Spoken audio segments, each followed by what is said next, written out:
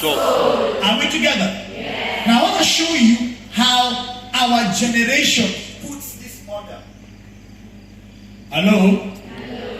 So this is how our generation perceives. Because of how we look, it is body first.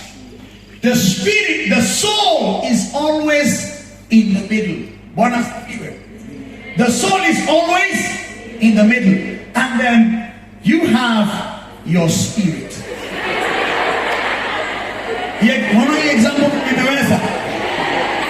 And listen, most of us, because we cannot see our spirit, we ignore that we even have a spirit. Bwana asifiwe. Now tumecheki life is just about what we can see.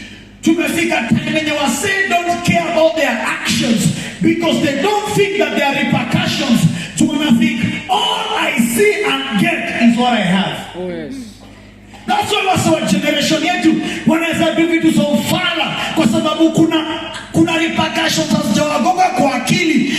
Think about all that I can see and get. That's why you can do things in secret because you think it does not count. Hello? Some of you, if we told you to do the things you do in secret, you cannot do them. Hello? Now listen. This is how sisi tuna perceive that flesh ndio ya mbele. Ndio maana hii generation iko na wase wako na unyama more than wako na umungu. Hello? That's why wanaweza vaa venye wanataka kuvaa. Oh my goodness. If some of us were given the opportunity to choose our uniform,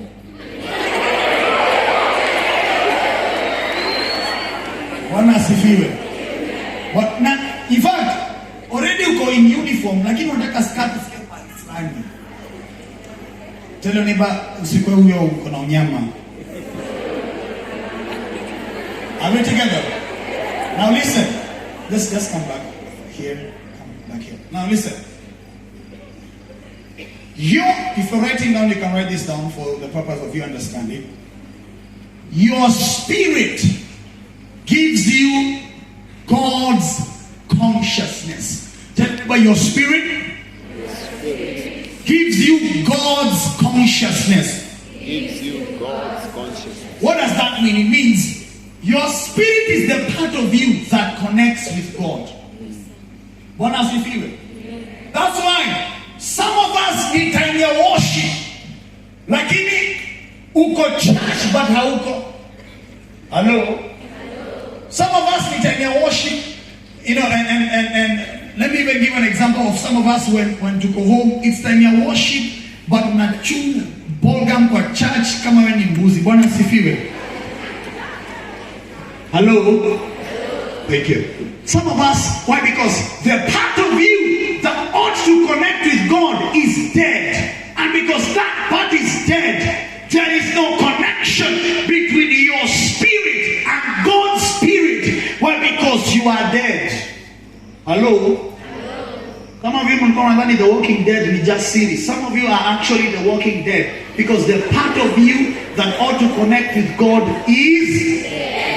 Now listen, your spirit is the part of you that ought to connect with God. And if that part is alive, you will have the reverence of the things of God. You will have the reverence of worship. You will have the understanding of the word. You will love to pray.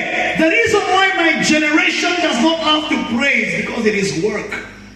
And it is hard. Hello? Hello?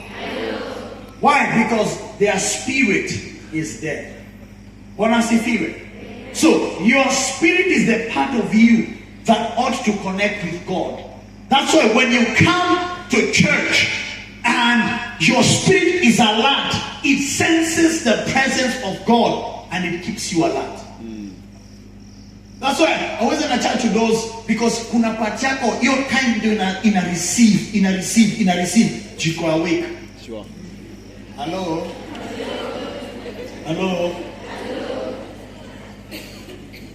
Now, your soul gives you self-consciousness. Tell your neighbor, self-consciousness. Self-consciousness. Are we together? Yes. Your soul gives you the awareness of yourself. It is because you have a soul that you know you're in the Glory Girls. Wanna say figure? Now let me make it much more interesting. There are three things that exist in your soul.